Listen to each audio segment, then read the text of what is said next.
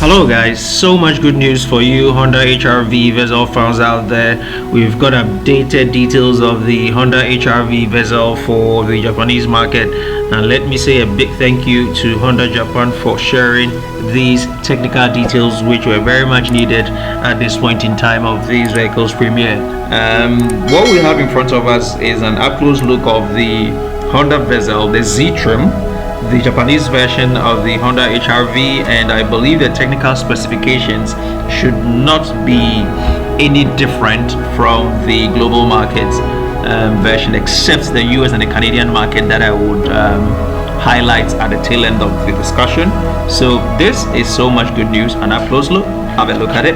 Yeah, AutoStop actually detailed the design of the HR-V and then the VEZEL when it first premiered, and if you are not privy to that, kindly use the link on my top left corner to have access to that before you continue.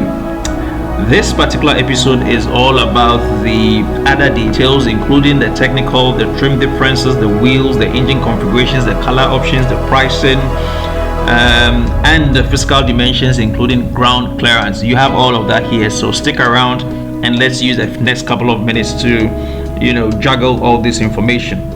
All of this will be handled as features as we tag along, starting with the color option and then the frontal design. So let's take a look at the frontal design, and what we have here is the VEZEL, the Z trim, which is next to the final premium trim, and it sports, I believe is a platinum white pearl or a premium sunlight white pearl. I can't really, but it should be one of the two.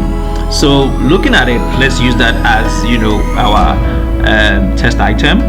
Now the outside, it has a LED headlights with LED DRL that doubles as an LED sequential turn indicators, and this you see is actually on the third trim and not on the lower trims. Okay, so the LED active cornering lights, hidden rear door handles, and full width LED rear lights are something that we would see on that. Okay, so the main interior is equipped with a panoramic sunroof, 9-inch Honda Connect touchscreen infotainment system, and Honda digital key support, wireless charger. Unlike many other small SUVs, the 2022 VEZEL or HR-V does not have a configurable virtual instrument panel or heads-up display depending on the trim.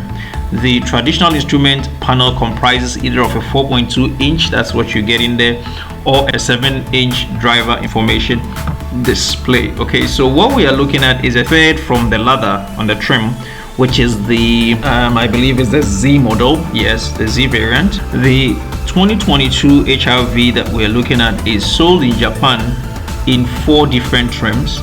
The first trim is a gasoline powered engine, which is called the G variant, and is offered in a front wheel and an all-wheel drive.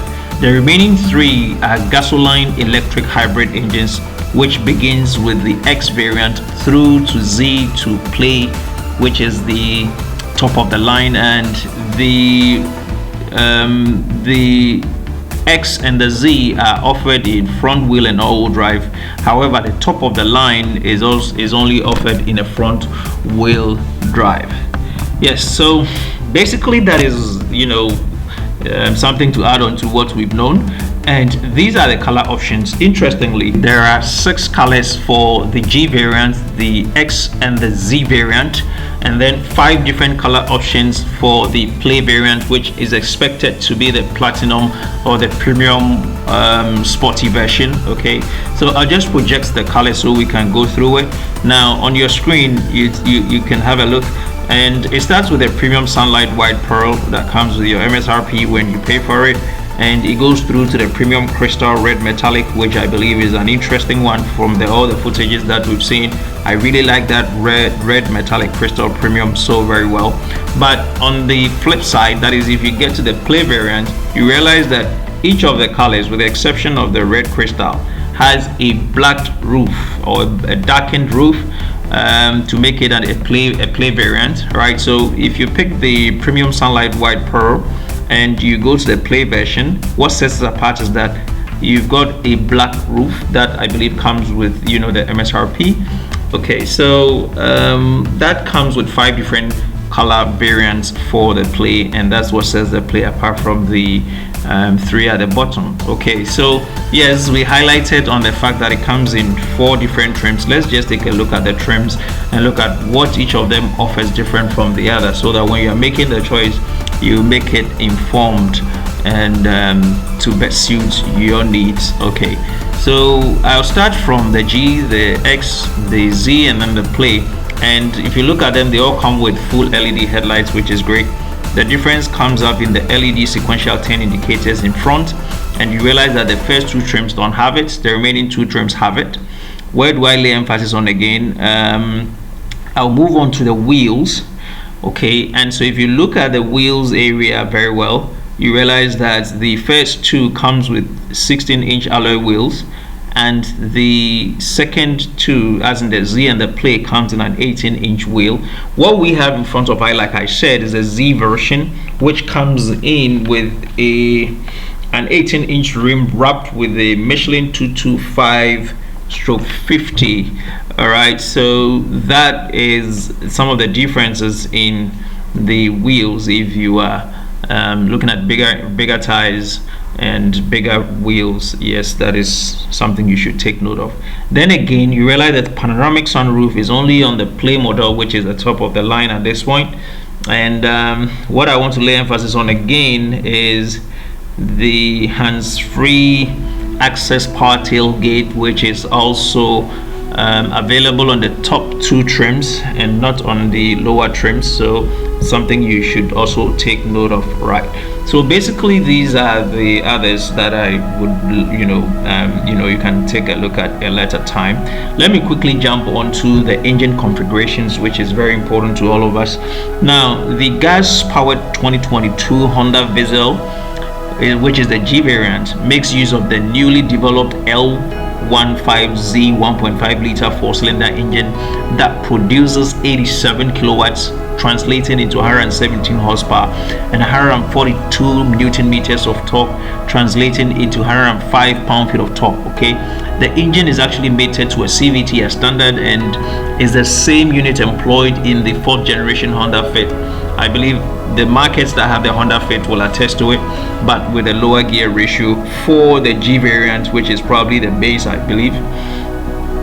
The 2022 Honda HR-V hybrid version, starting with the X, the Z, and the play, feature a hybrid powertrain that combines the LEC 1.5 liter EVTEC petrol engine and 2 electric motors. I believe I made mention of it in my earlier premiering video. This particular engine actually produces 78 kilowatts, which is 105 horsepower and 127 newton meters of torque, which I believe is a little bit underpowered anyway, while the propulsion motor, internally called the H5, generates 96 kilowatts and 129 horsepower and 253 newton meters of torque.